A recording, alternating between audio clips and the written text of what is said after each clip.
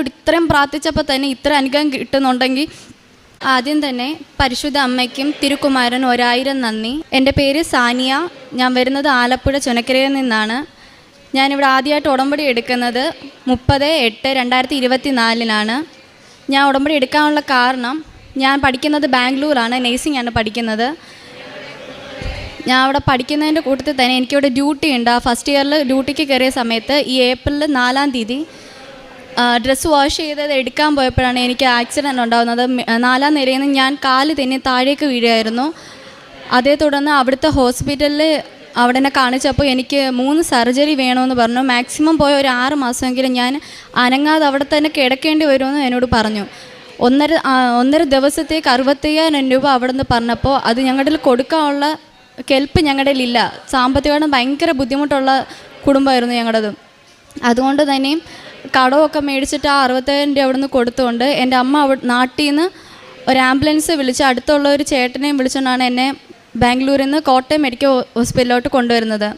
Medical ഹോസ്പിറ്റലിൽ കൊണ്ടുവന്നപ്പോഴും അവിടെ എക്സ്റേയും സ്കാനും ഒക്കെ എടുത്ത സമയത്തും അവരും പറഞ്ഞു 3 സർജറി എങ്കിലും മാക്സിമം വേണ്ടി വരും. നടുവിൻ്റെ സ്പൈനൽ കോഡിന് അകൽച്ചയും പൊട്ടലും ഉണ്ട്. 2 കാലിനും സർജറി ചെയ്യേണ്ടി വരുമെന്ന് പറഞ്ഞു. അതേ തുടർന്ന് എൻ്റെ അടുത്ത ബെഡിൽ കിടന്നവരുടെ കാത്തിരിപ്പുകാരൊക്കെ എനിക്ക് പുറത്തുനിന്നൊക്കെ വരുമ്പോൾ ഇവിടെ നിന്ന് കൃപാസനത്തിൽ നിന്ന് കിട്ടിയ പത്രം എല്ലാം കൊണ്ടുവന്ന് എൻ്റെ അടുത്തിരുന്നിട്ട് എൻ്റെ അടുത്തുനിന്ന് പ്രാർത്ഥിക്കുകയും അത് വെച്ച് നന്നായിട്ടത് പ്രാർത്ഥിച്ചാൽ മതി മോളെ, നന്നായിട്ടത് വായിക്കുക, സാക്ഷ്യങ്ങളൊക്കെ വായിച്ച് നന്നായി പ്രാർത്ഥിച്ചാൽ നിൻ്റെ കൂടെ ദൈവം ഉണ്ടാവും എന്ന് പറഞ്ഞു. മാതാവ് നിൻ്റെ കൂടെ തന്നെ കാണും, നിന്നെ കൈവിടത്തില്ല, ഇത്രയൊക്കെ ആക്കിയല്ലേ ഉള്ളൂ, നിൻ്റെ കൂടെ തന്നെ ഉണ്ട്, നീ നന്നായിട്ട് പ്രാർത്ഥിക്കാൻ എന്നോട് പറഞ്ഞു. എൻ്റെ അമ്മ ഒരു ഹിന്ദുവാണ്, ഞങ്ങളും ആ ഒരു രീതി തന്നെയാണ്. എൻ്റെ അച്ഛൻ ക്രിസ്ത്യാനിയാണ്. ചെറുപ്പം തൊട്ടേ ഇടയ്ക്കിടയ്ക്ക് മാത്രമേ ഞാൻ ബൈബിൾ വായിക്കത്തുള്ളായിരുന്നു. പക്ഷേ ഇതിന് ശേഷം ഞാൻ നന്നായിട്ട് ബൈബിൾ വായിക്കാനും തുടങ്ങി. പത്രം കിട്ടിയതിലൂടെ തന്നെ ഞാൻ നന്നായിട്ട് രാവും പകലും എനിക്ക് ഉറക്കം കിട്ടുന്നില്ല, നല്ല വേദനയോടെ തന്നെ ഞാൻ കരഞ്ഞ് പ്രാർത്ഥിച്ചിരുന്നു മാതാവിനോട്. മാതാവ് എനിക്ക് ഈ 3 സർജറി എന്നുള്ള എനിക്കൊന്നും മാറ്റി തരും, എനിക്ക് എത്രയും സർജറി എന്നാലും എനിക്ക് എത്ര നാൾ ഞാൻ കിടക്കേണ്ടി വരും എന്ന് ഞാൻ കുറേ പ്രാർത്ഥിച്ചു. മാതാവ് എനിക്ക് നടക്കാൻ പറ്റുമ്പോൾ ഞാൻ അവിടെ വന്ന് സാക്ഷിയും ഉടമ്പടിയും വെച്ചോളാം എന്ന് കരഞ്ഞ് ഞാൻ പ്രാർത്ഥിച്ചു. കറക്റ്റ് എനിക്ക് ഏപ്രിൽ 17-ാം തീയതി സർജറി ആയിരുന്നു. അതിന് തലേ ദിവസം ഒന്നും കൂടി സ്കാനും റിപ്പോർട്ടും ചെയ്യുന്ന ആ ടൈമിൽ ആ റിപ്പോർട്ടിനകത്ത് വന്നു 3 സർജറിയുടെ ആവശ്യമില്ല, എനിക്ക് 1 സർജറി മാത്രം മതി, ഒരു കാലിൻ്റെത്, മറ്റേ കാലിന് ചതവ് മാത്രമേ ഉള്ളൂ, നടുവിന് ചെറിയ പോറലുണ്ട്, അത് റെസ്റ്റ് എടുത്താൽ മാറുമെന്നും പറഞ്ഞു. അപ്പോൾ തന്നെ എനിക്ക് മനസ്സിലായി മാതാവ് എൻ്റെ കൂടെ തന്നെ ഉണ്ട്. നന്നായിട്ട് പ്രാർത്ഥിച്ച് കഴിഞ്ഞാൽ മാതാവ് എല്ലാവരും കൂടെ ഉണ്ടാവുമെന്ന് എനിക്ക് മനസ്സിലായി. ഒരു ഹിന്ദു ആയിരുന്ന എനിക്ക് മാതാവ് ഞാൻ നന്നായിട്ട് പ്രാർത്ഥിച്ച് കഴിഞ്ഞാൽ എൻ്റെ എല്ലാ അസുഖങ്ങളും മാറ്റി എനിക്ക് തിരിച്ച് പഠിക്കാൻ പോകാൻ പറ്റുമെന്ന് എനിക്ക് മനസ്സിലായി. സർജറി കഴിഞ്ഞ് 1 മാസത്തോളം ഞാൻ ഹോസ്പിറ്റലിൽ കിടന്നു. അതിനുശേഷം നേരെ ഡിസ്ചാർജ് ചെയ്ത് വീട്ടിൽ 1.5 മാസത്തോളം കിടന്ന് കറക്റ്റ് 2.5 മാസം ആയപ്പോഴത്തേക്കും ഞാൻ എണ്ണീറ്റ് ഇരുന്നു. 6 മാസത്തോളം ഒരേ കിടക്കുമെന്ന് പറഞ്ഞ അതേ ഡോക്ടർ തന്നെ 2.5 മാസം ആയപ്പോഴത്തേക്കും ഞാൻ എണ്ണീറ്റിരുന്നു എന്ന് പറഞ്ഞപ്പോൾ അവർക്ക് തന്നെ വലിയൊരു അത്ഭുതമായിട്ടാണ് തോന്നിയത്. 3 മാസം കഴിഞ്ഞപ്പോൾ ഞാൻ പതിയെ എണ്ണീറ്റ് നടക്കാനും തുടങ്ങി പറഞ്ഞാൽ എനിക്ക് നന്നായിട്ട് നടക്കാൻ പറ്റുന്ന ഒരു ടൈമിലാകുമ്പോൾ ഞാൻ മാതാവെ അവിടെ വന്ന് ഉടമ്പടി എടുത്ത് സാക്ഷ്യം പറഞ്ഞോളാമെന്ന് ഞാൻ മാതാവിൻ്റെ അടുത്ത് കരഞ്ഞ് പ്രാർത്ഥിച്ചു. അതേ ടൈമിൽ തന്നെ ഞാൻ നന്നായിട്ട് പ്രാർത്ഥിച്ചു. എനിക്ക് എൻ്റെ കുടുംബത്തിന് 6.5 ലക്ഷത്തോളം നല്ല കടബാധ്യത ഉണ്ടായിരുന്നു. വീട് പണിയും പൂർത്തിയാക്കാതിരുന്ന ആ ഒരു രീതിയിലായിരുന്നു. അപ്പോഴാണ് ഞങ്ങളുടെ അടുത്ത സഭയിലുള്ള ഒരു പള്ളിയിലച്ഛൻ വന്നിട്ട് ഞങ്ങളുടെ സാമ്പത്തിക ബുദ്ധിമുട്ടുകളും വീടിൻ്റെ പരിസരങ്ങളും എല്ലാം കാണിച്ച് ഒരു വീഡിയോ എടുത്ത് ഫേസ്ബുക്കിൽ അപ്ലോഡ് ചെയ്തു. അതുവഴി 3-4 ദിവസത്തിനുള്ളിൽ തന്നെ ഞങ്ങൾക്ക് കടബാധ്യതയെല്ലാം തീർത്ത് ഞങ്ങളുടെ വീട് പണി പൂർത്തീകരിക്കാൻ തന്നെ ഞങ്ങളുടെ അടുത്ത് തന്നെ ഉള്ള ഒരാളായിരുന്നു ക്രിസ്ത്യാനികൾ.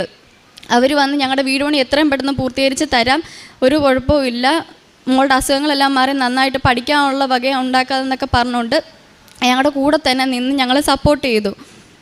അതിലൂടെ എല്ലാം വീട് പണിയെല്ലാം ഒരുവിധം ആവാറായിരുന്ന ടൈമിൽ എനിക്ക് നടക്കാൻ നന്നായിട്ട് പറ്റി. ആ ടൈമിൽ ഞാൻ ഇവിടെ വന്ന് 30/8/2024 ഇവിടെ വന്ന് ഞാൻ ഉടമ്പടി എടുത്ത് നന്നായിട്ട് പ്രാർത്ഥിച്ചു. എനിക്ക് എത്രയും പെട്ടെന്ന് ഞാൻ നന്നായിട്ട് നടന്ന് എനിക്ക് ബാംഗ്ലൂർ പോയി തിരിച്ച് പഠിക്കാൻ പറ്റണമെന്ന് ഞാൻ പ്രാർത്ഥിച്ചു. ഉടമ്പടിയിൽ ആദ്യത്തെ നിയോഗം വെച്ചത് എൻ്റെ പപ്പാടെ 2 വർഷത്തോളമായിട്ട് എൻ്റെ പപ്പാടെ കാലിന് നല്ല വേദന ഉണ്ടായിരുന്നു. ആ വേദന ഒന്ന് മാറിക്കിട്ടാൻ വേണ്ടി ഞാൻ മാതാവിൻ്റെ അടുത്ത് നന്നായിട്ട് പ്രാർത്ഥിച്ചിരുന്നു.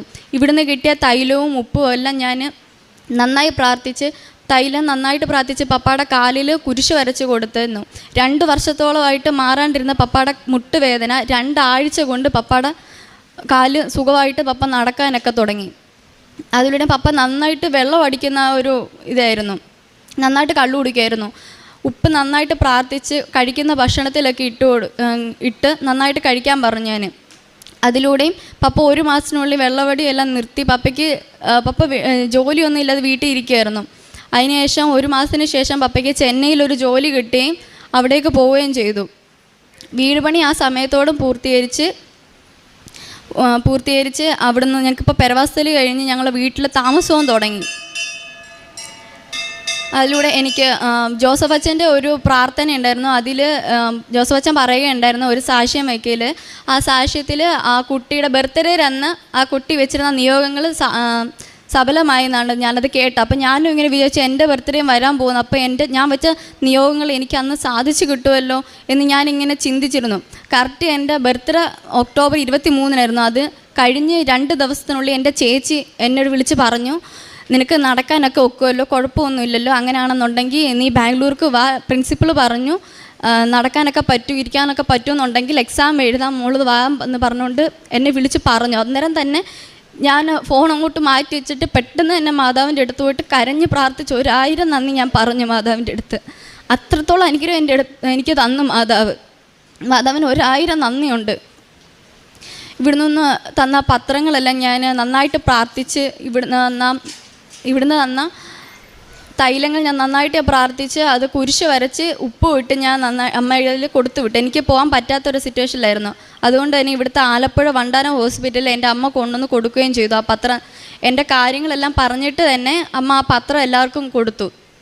അതിലൂടെ തന്നെയും ഇവിടുത്തെ ഡെലിവറി വാർഡിലായിരുന്നു അമ്മ കൊണ്ടുവന്ന് കൊടുത്തത്. തൊട്ടപ്പുറത്തെ വീട്ടിൽ ഒരു ചേച്ചി പ്രഗ്നൻ്റ് ആയിട്ട് അവിടെ പോയിട്ടുണ്ടായിരുന്നു.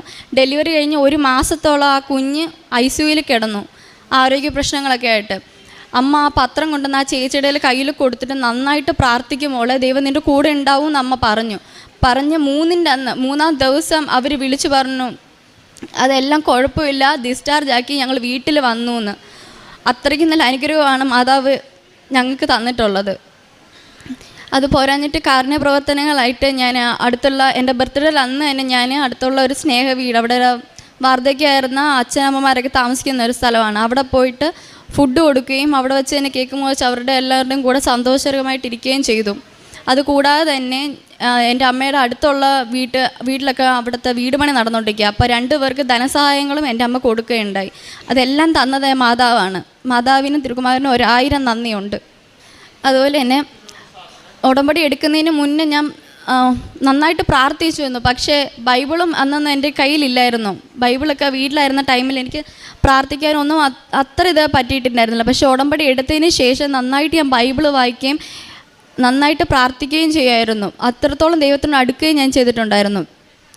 ഉടമ്പടി എടുക്കുന്നതിന് മുന്നേ ഞാൻ എൻ്റെ മനസ്സിൽ ഫുള്ള് നെഗറ്റീവ് തോട്ട്സ് ആയിരുന്നു വന്നിട്ടുണ്ടായിരുന്നത്. പക്ഷേ ഉടമ്പടി എടുത്തതിന് ശേഷം എനിക്ക് നല്ല പോസിറ്റീവായിട്ടുള്ള തോട്ട്സ് വരാൻ തുടങ്ങി, നല്ല പോസിറ്റീവായിട്ടുള്ള കാര്യങ്ങൾ വന്നിട്ടുണ്ടെന്ന് ഞാൻ ഭയങ്കര ഹാപ്പിയാണ്. ഇപ്പോഴത്തെ ഈ ഒരു ജീവിതം നല്ലൊരു ഹാപ്പി ആയിട്ടുള്ള ജീവിതം തന്നെ ആയിരുന്നു.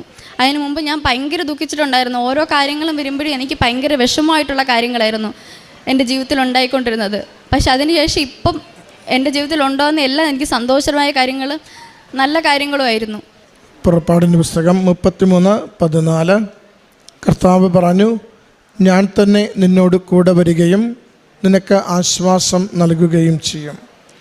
സാനിയ എന്ന ഈ മകൾ തൻ്റെ ജീവിതത്തിൽ വന്ന വളരെ ഗുരുതരമായ ഒരു അപകടത്തിൽ പരിശുദ്ധ കൃപാസന മാതാവിൻ്റെ സംരക്ഷണയിൽ ലഭിച്ച ആരോഗ്യത്തെയും പുതുജീവിതത്തെയുമാണ് സന്തോഷത്തോടു കൂടി ഈ അൾത്താരയിൽ സാക്ഷ്യപ്പെടുത്തുന്നത്. മകൾ ബാംഗ്ലൂരിൽ നഴ്സിങ്ങിന് പഠിക്കുമ്പോൾ കാല് തന്നെ 4-ാം നിലയിൽ നിന്നും നിലത്ത് വീഴുകയും ശരീരത്തിന് വളരെ ഗുരുതരമായി പരിക്ക് പറ്റി ആശുപത്രിയിലായതാണ് മകൾ സൂചിപ്പിച്ചത്. അവിടെ വലിയ തുക ചികിത്സയ്ക്ക് വേണ്ടിവരും എന്ന് കാണുമ്പോൾ അവിടെ നിന്ന് കോട്ടയം മെഡിക്കൽ കോളേജിലേക്ക് വരികയും 3-4 ഓപ്പറേഷൻ നിശ്ചയം ശരീരത്തിന് വേണം എന്ന് ബാംഗ്ലൂരിലും കോട്ടയത്തും ആദ്യം അത് വിധിയെഴുതുകയും ചെയ്യുന്നുണ്ട്. എന്നാൽ മകൾക്ക് അവിടെ ആശുപത്രിയിൽ നിന്നും കൃപാസനം പത്രം ലഭിച്ചു തുടങ്ങുകയും അത് വായിക്കും തോറും അമ്മ മാതാവിലുള്ള ശക്തമായ വിശ്വാസം കൂടി വരികയും ഓരോ സാക്ഷ്യവും അച്ഛൻ്റെ ലേഖനങ്ങളും കൂടുതൽ ദൈവത്തിൽ ആശ്രയിച്ച് അമ്മ മാതാവിൽ ശരണപ്പെട്ട് ജീവിതത്തെ സമർപ്പിച്ചാൽ അത് അനുഗ്രഹത്തിന്, സൗഖ്യത്തിന് വേഗം കാരണമാകുമെന്ന മകൾക്ക് വിശ്വാസം വരികയും അതനുസരിച്ച് മകൾ പ്രാർത്ഥനയിൽ സമർപ്പിക്കുകയും ചെയ്യുന്നു.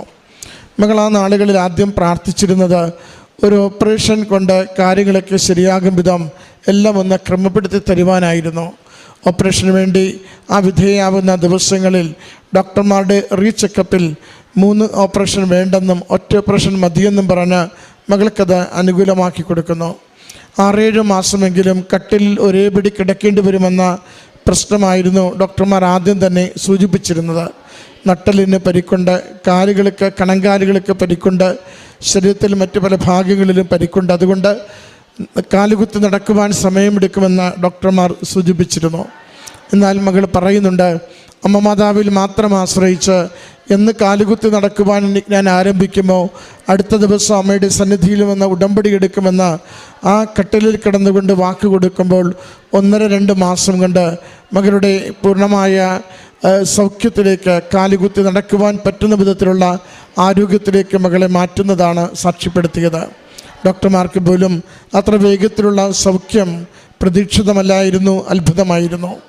പിന്നീട് ഓരോ ദിവസവും മകളുടെ ജീവിതത്തിലുണ്ടായ മാറ്റങ്ങളെയാണ് സൂചിപ്പിച്ചത്.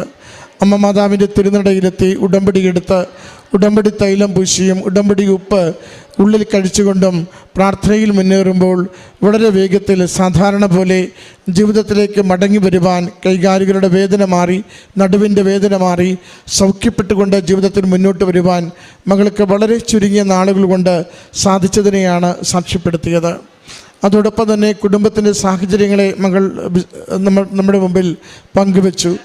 6 ലക്ഷം രൂപ കടബാധ്യതയുള്ള ഭവനം, വീട് പണിപൂർത്തിയാവാതെ വളരെ ക്ലേശകരമായ അവസ്ഥയിൽ കിടക്കുന്ന കുടുംബം, അത് അടുത്തൊരു പള്ളിയിലെ അച്ഛൻ വന്ന് ആ വീടിൻ്റെ ദയനീയാവസ്ഥയും മോളുടെ രോഗാവസ്ഥയും ഒക്കെ ഒന്ന് വീഡിയോ എടുത്ത് ഫേസ്ബുക്കിലിടുമ്പോൾ ആ കുടുംബത്തിൻ്റെ കടബാധ്യതകൾ മാറുന്നതിന്, വീടിൻ്റെ നിർമ്മാണ പ്രവൃത്തി പൂർത്തീകരിക്കുന്നതിന്, മോളുടെ ചികിത്സയ്ക്ക് ആവശ്യമുള്ളത് എല്ലാം അതിലൂടെ നിവർത്തിതമാകുന്നത് പരിശുദ്ധ അമ്മ മാതാവിൻ്റെ പരിപാലനയാൽ ഒന്നും നടക്കാതിരുന്ന കാലത്തിൽ ഒത്തിരി അനുഗ്രഹം അമ്മയുടെ ഇടപെടലിലൂടെ ഒരു കുറവുമില്ലാത്ത വിധം എല്ലാം സാധിച്ചു ലഭിച്ചതിനെയാണ് മകൾ പിന്നീട് സാക്ഷ്യപ്പെടുത്തിയത്. അപ്പച്ചൻ്റെ അമിതമായ മദ്യപാനവും അതിൻ്റെ പ്രയാസങ്ങളും സൂചിപ്പിക്കുമ്പോൾ ഉടമ്പടിയുപ്പ് ഭക്ഷണത്തിൽ ചേർത്ത് കൊടുത്തതിലൂടെ 1 മാസം കൊണ്ട് അതിൽ നിന്ന് പൂർണ്ണമായി വർഷങ്ങളുടെ മദ്യപാനം 1 മാസം കൊണ്ട് പൂർണ്ണമായി വിടുതൽ നേടുകയും അപ്പൻ സാധാരണ ജീവിതത്തിലേക്കും ജോലിയെടുക്കുവാൻ താല്പര്യമുള്ള ജീവിതാവസ്ഥയിലേക്കും വളർന്നതിനെയാണ് സാക്ഷ്യപ്പെടുത്തിയത്. ഓരോ നിമിഷവും അമ്മ മാതാവിൻ്റെ തിരുനടയിലേക്ക് ഈ സമർപ്പിക്കുന്ന ഓരോ പ്രാർത്ഥനയും അനുഗ്രഹമായി തീരുന്നതിനെയാണ് മകൾ പറയുന്നത്. ബർത്ത്ഡേ ഗിഫ്റ്റായി എന്തെങ്കിലും ലഭിക്കണമെന്ന ആഗ്രഹത്തോടു കൂടി പ്രാർത്ഥിച്ചത് മകൾ സൂചിപ്പിക്കുന്നുണ്ട്. അച്ഛൻ്റെ ഉടമ്പടി ധ്യാനത്തിൽ നിന്നാണ് അങ്ങനെ ഒരു സന്ദേശം കിട്ടിയത് പോലും. അങ്ങനെ ബർത്ത്ഡേ ഗിഫ്റ്റിന് വേണ്ടി പ്രാർത്ഥിച്ചു കൊണ്ടിരിക്കുമ്പോൾ ഒരുപക്ഷെ ഇടയ്ക്ക് വെച്ച് മുടങ്ങുമായിരുന്ന പഠനം, ഇയർ റിപ്പീറ്റ് വരാമായിരുന്ന സാഹചര്യം അതെല്ലാം ഒഴിവാക്കിക്കൊണ്ട് മകൾക്ക് പരീക്ഷ എഴുതുവാൻ വേണ്ടി ബാംഗ്ലൂർക്ക് തിരികെ പോകുവാനും പഠനം തുടരുവാനുമുള്ള സാഹചര്യം അമ്മ മാതാവ് ഒരുക്കി കൊടുത്തതിനെ സാക്ഷ്യപ്പെടുത്തുന്നു. പ്രിയമുള്ളവരെ, മകളുടെ വാക്കുകളിൽ ആവർത്തിച്ച് പറയുന്നുണ്ട്, എൻ്റെ അമ്മ മാതാവിൻ്റെ തിരുനടയിൽ എന്തൊക്കെ ഞാൻ ആഗ്രഹത്തോടെ ശരണപ്പെട്ട് സമർപ്പിക്കുന്നുവോ ഓരോ കാര്യവും എനിക്ക് അനുഗ്രഹമായി, എൻ്റെ കുടുംബത്തിന് അനുഗ്രഹമായി, എൻ്റെ ജീവിത സാഹചര്യങ്ങൾക്ക് എപ്പോഴും വലിയ സംരക്ഷണമായി അമ്മ മാതാവ് എനിക്ക് നേടിത്തരുന്നുവെന്ന് മകൾ ആവർത്തിച്ച് സാക്ഷ്യപ്പെടുത്തുകയാണ്. ഈ മകൾക്ക് ലഭിച്ചിരിക്കുന്ന ഈ വലിയ ദൈവാനുഭവങ്ങളെ നന്ദിയോടും സ്നേഹത്തോടും അമ്മ മാതാവിനും തിരുക്കുമാരനും സമർപ്പിച്ച് കരങ്ങളടിച്ച് ഈ സാക്ഷ്യം നമുക്ക് ദൈവസന്നിധിയിൽ സമർപ്പിക്കാം. അത്യപൂർവ ദൈവാനുഭവങ്ങൾ ഇനി നിങ്ങൾക്കും സ്വന്തം.